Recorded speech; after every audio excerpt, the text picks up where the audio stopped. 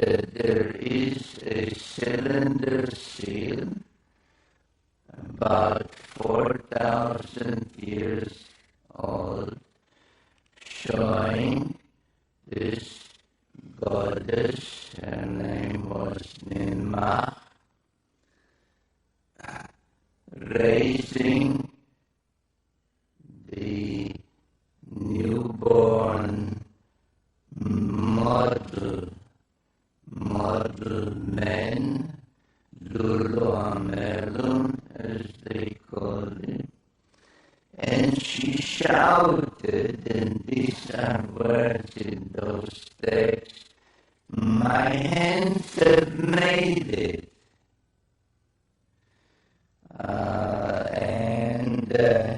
That is, ladies and gentlemen, how we came about. This is the long story which I gave you as briefly as I could of what the Bible says in chapters 2 and others of Genesis, that a group called the Elohim, which is a plural term, literally meaning the lofty ones, translated God, said to each other, "Let us," in the plural, "let us fashion the Adam." Adam comes from Adamah, which is earth, so Adam, literally earthling. Let us fashion the earthling in our image and after our likeness. And this is essentially in one biblical verse what the Sumerian tales tell in quite a number of creation texts. And then after they achieved that and everything seemed to be in order, the deluge came and destroyed everything.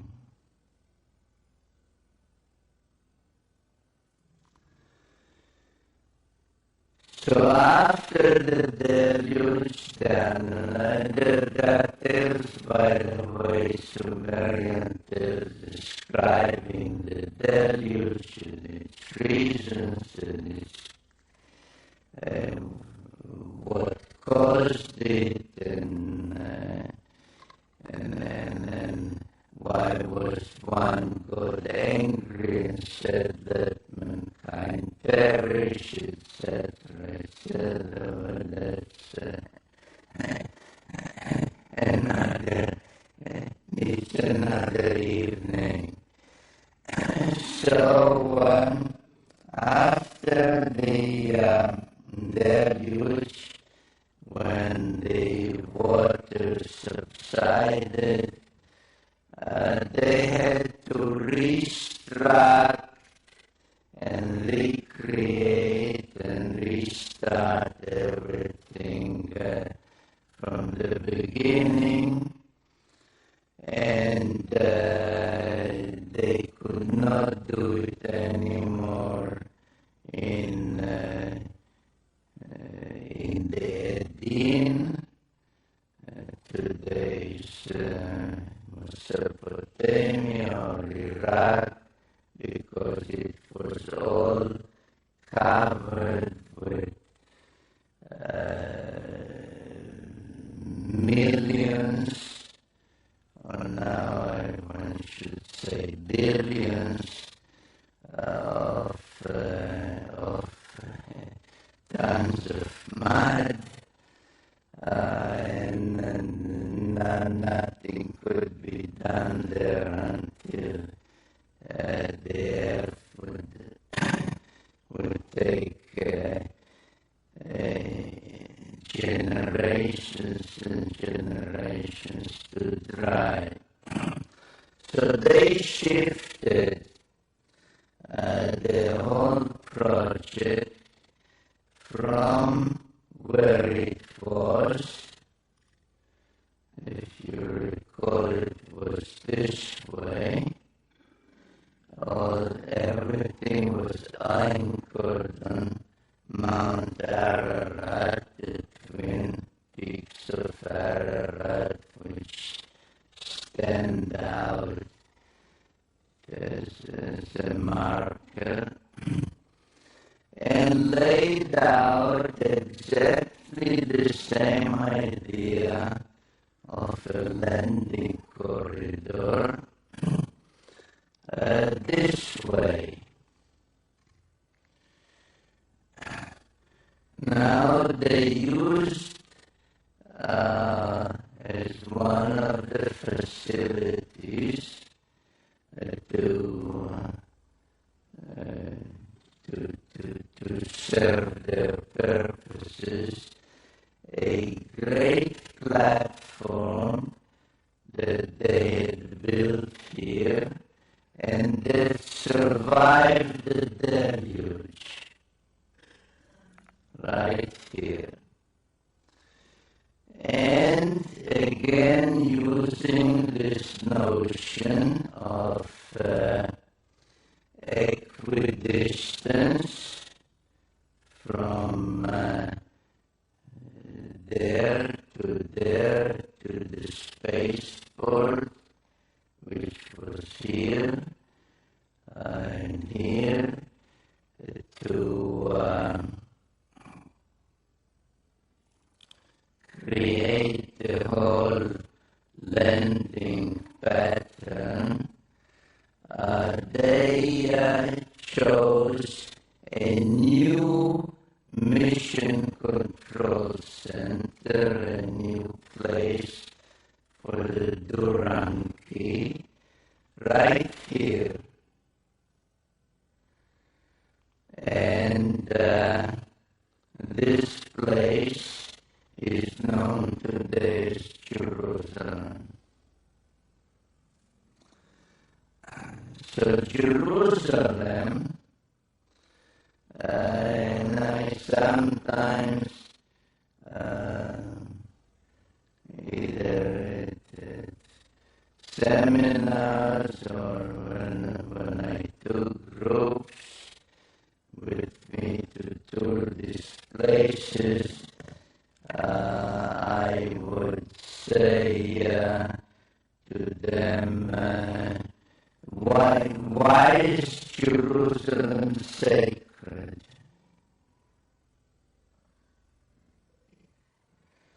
I said, well, it is sacred to Muslims because the tale is that Muhammad was taken from Mecca or Medina one night on a winged horse and brought to Jerusalem, and there he was taken aloft and visited heaven for one night. So that's but why was Muhammad taken to Jerusalem? Why wasn't he lifted just from Mecca or Medina? Well, because that place was already known as a sacred place because the Christians believed that that's where Jesus preached and was crucified, etc. So I said, so why was Jesus crucified in Jerusalem? He was born in Bethlehem. He came from Nazareth. Why Jerusalem? Oh, well, because that's where the temple was. The Jewish temple, the temple of Solomon. So why was the temple of Solomon there? Well, people don't know. So I tell them, well, it was there because the same Anunnaki who had this pattern and had Nippur as the navel of the earth and mission control center before the deluge, set up this layout and made Jerusalem Mission Control Center after the deluge, and equidistant from it is the spaceport and Twin Peaks, emulating the Twin Peaks of Ararat. Twin Peaks are here in the Sinai Peninsula, and Twin Peaks, artificial ones, because there were no mountains there. So they built two mountains known as the Giza Pyramids.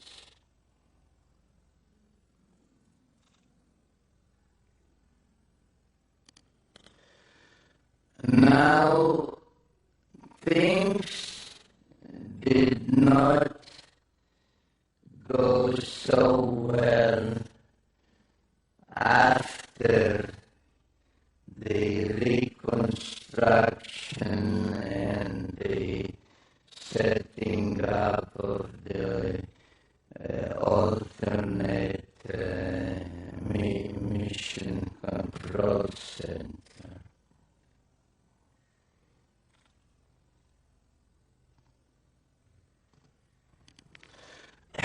The Anunnaki, who, according to the tales by Enki and others,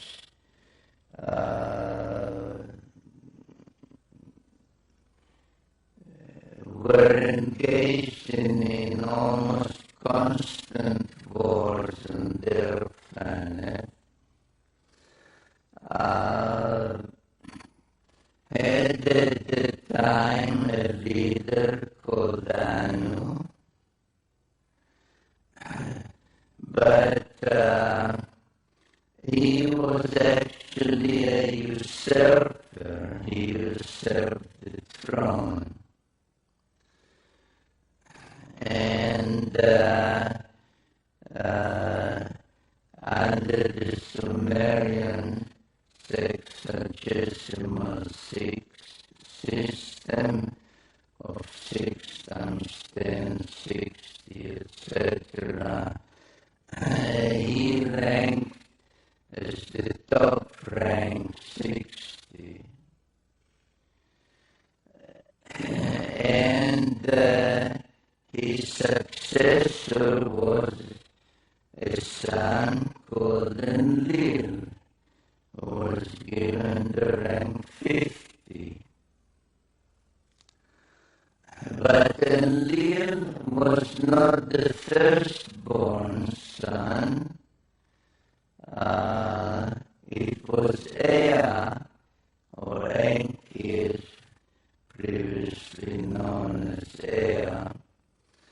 Enki, who was really the rightful successor, but he was demoted to rank 40, and so on. So there was a pantheon of 12, matching the 12 members of the solar system, and matching other 12 without belaboring it, 12 months of the year, 12 tribes of Israel, 12 disciples of Jesus, and so on. So 12 was a celestial number.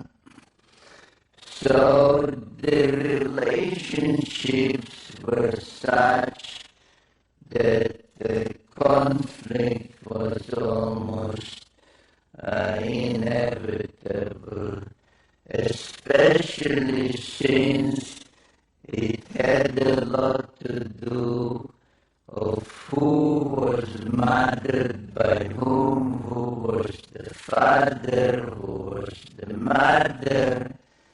If this one was also the son of Anu and Antu, then he was this rank. But if this one was only the son of this one, but not this queen, he had another rank. So the relationship was quite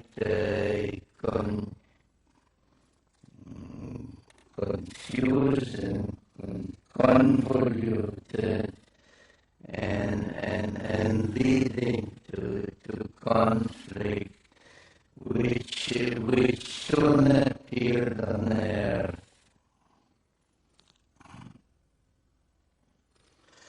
And one of the events that took place, not too many, relatively too many years after the establishment of that great pattern of landing pattern in Jerusalem, the Space Force, etc., and they turned it to artificial mountains in Egypt, was that wars broke out. And the first war that I named in my book, The Wars of Gods and Men,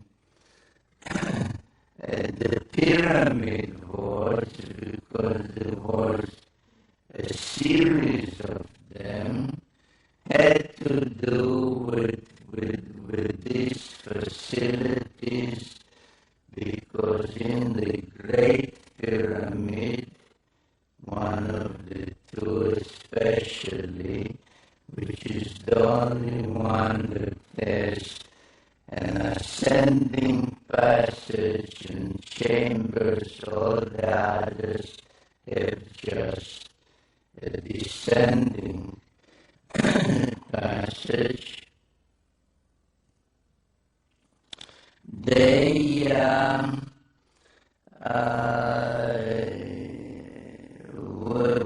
were a prize that one side tried to deprive from the other, and the first series of pyramid wars took place there.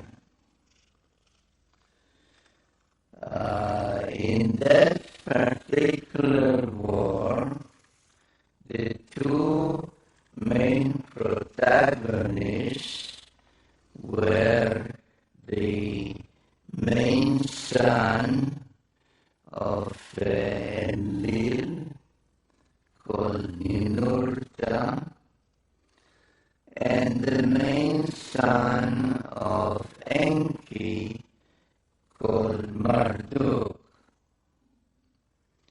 And in that war, it was Ninurta who was the victor, and his victory was commemorated in some cylinder seals and other depictions. This was his symbol, the eagle, and this was his victory's depiction, how he won the war over the two pyramids, and another depiction where you see actually all three pyramids. And this, by the way, is another of the proofs of which I have many, and I deal with it extensively, of who built the pyramids and when they were built, and that you see that already in Sumerian times, which preceded the pharaonic times by thousands of years, the existence of the pyramids was already known. Around 2900 BC, a Sumerian king called Gilgamesh went in search of immortality. Now, the whole business of immortality doesn't really exist, because all the tales tell us that these so-called gods, the Anunnaki, were both born and died. And there are tales about both birth and death. But it is all relative. That's why the Greeks called the gods, they borrowed the Sumerian pantheon, they call them the immortals. But it was only a difference in what the year is, if the Anunnaki come from a planet whose orbit is about 3,600 of our years, to them it is 1 year. If you would ask an Anunnaki, how old are you? He'll say, whatever, I'm 20 years old, which means my planet, NIBIRU, made 20 rounds around the sun. If you ask somebody here, so we won't ask people for their ages, of course, but you ask how old are you, and he'll answer, it means my planet, where I grew up, to which I genetically belong, made X number of orbits around the sun. That's a year. So, but anyway, Gilgamesh was the son of a goddess. And he felt, he came to his mother, and it actually was not only a demigod, but he was 2/3 divine, because his mother, not his father, his mother was a god, a goddess. And he said, if I'm 2/3 divine, 2/3 Anunnaki genetically, why should I die like a mortal? And she said to him, you're right, but in order to attain our longevity, you have to go and be on our planet.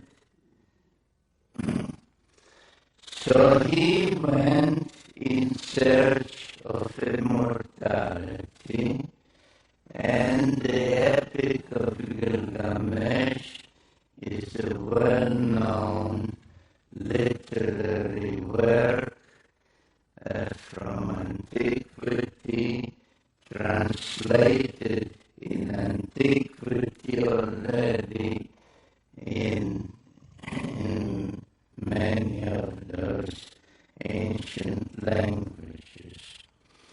Now, where did Gilgamesh go in search of immortality? He had to go to places from which he would be taken aloft to the planet of the gods. So if you remember this design, this is what I showed you.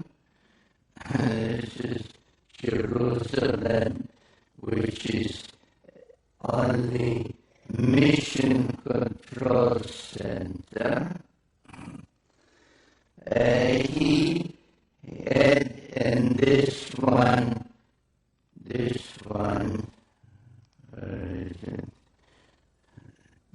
one was destroyed in the Pyramid Wars. So he had two places to go. One was the great platform in the mountains here, and one was the spaceport itself. And so around 200 2900 BC, almost 5,000 years ago, he went in search of a place to be taken aloft and join the gods on their planet. Now the first one that I showed you, this one, is in the mountains of Lebanon. The great cedar forest there is depicted and described in detail in the epic tale of Gilgamesh. And the text says that he witnessed on the night before he entered or tried to enter the place, he saw a rocket launch. And lo and behold, archaeologists have discovered a Phoenician coin from a place not far from there that shows the great platform and a rocket ship on a podium.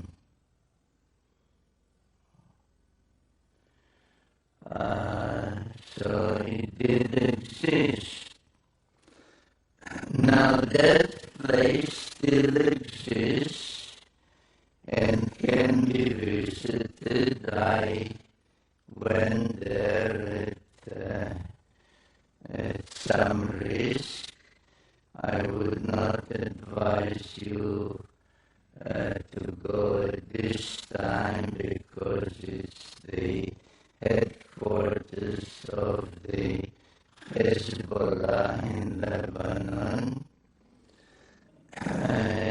But the place is called Baalbek, and there is there a vast stone platform of about 500,000 square feet. And here at this northwestern corner, there are ruins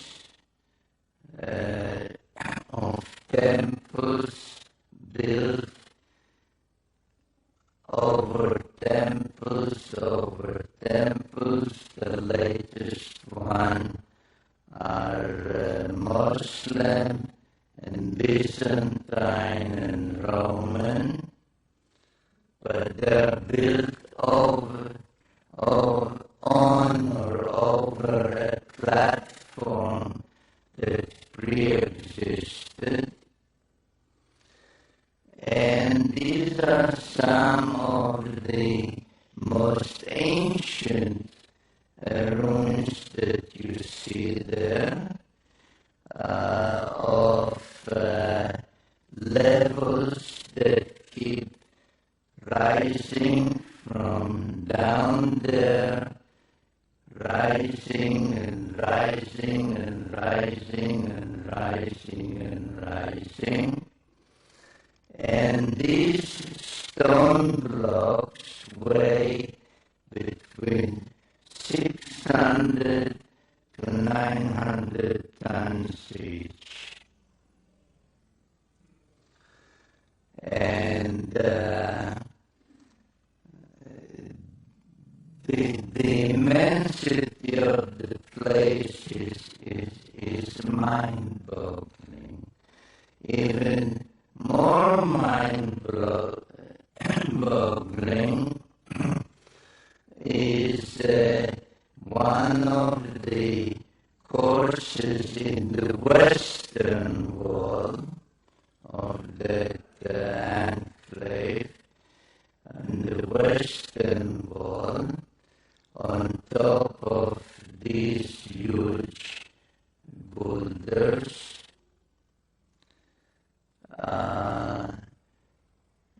and the three of them, 1, 2, and the third one called known as the trilithon.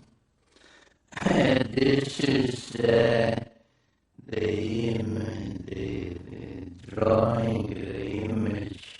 This is a line drawing of a person, so you can see the scale. So there are three of these huge stone blocks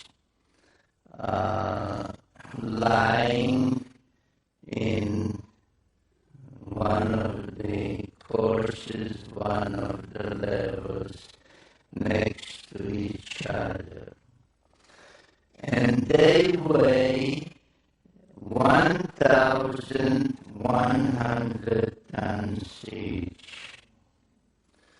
Now, there is no piece of equipment, even today, that can lift 1,100 tons, or even 1,000 tons, or even 600 tons. There's no such piece of equipment.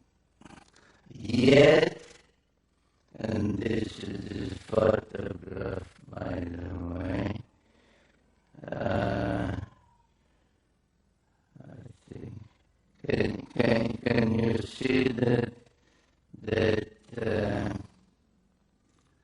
little ant there? That's me. I'm standing there. And this is the first trilithon, and then two more.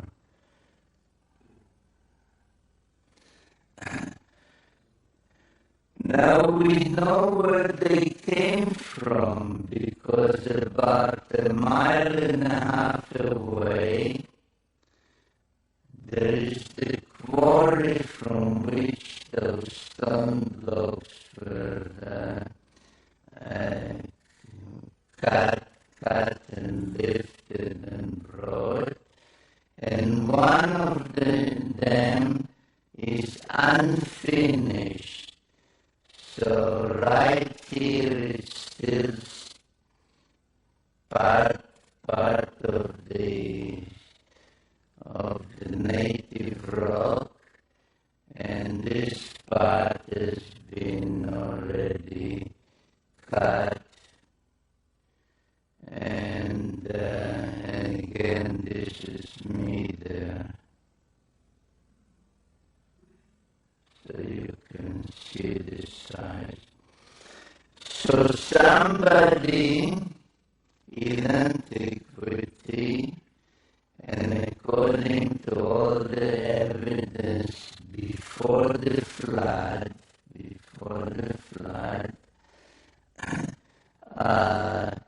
cut those stones and lifted them over 1.5 miles and put them there, not drop them on the ground, but put them exactly where they should be, where they belong. And the question is, what was the purpose of this whole thing? As I said, Gilgamesh reported that he saw a rocket ship launched there, and the Phoenician coin also depicted. And it was only after I saw photographs of about a year ago, I think, of the Chinese launching their spacecraft for the first time. We are used to launch towers made of metal and so on, but this is also built out of some kind of stone. So I have no doubt that what we see there